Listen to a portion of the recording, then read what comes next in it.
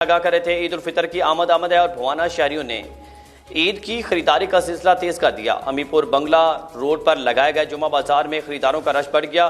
مرد و خواتین کا جمع غفیر کپڑے، جوتے، جیولری، کاسمیٹکس کی دکانوں پر پہنچ گئے۔ بھوانا سے ناصر علی کی رپورٹ۔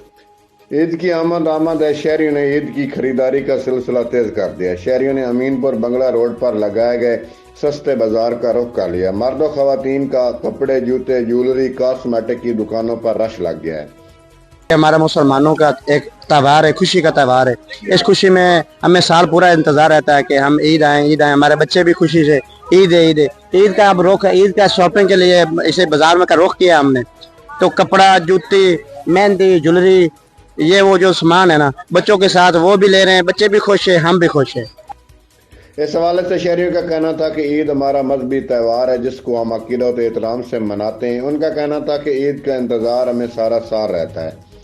ان کا کہنا تھا کہ ہم یہاں بچوں کے لیے کپڑے، جوتے اور دیگر چیزیں خریدنے کے لیے آئے ہیں تاکہ ہمارے بچے نئے کپڑے، جوتے پہنے اور عید کی خوشیوں میں شریک ہوں۔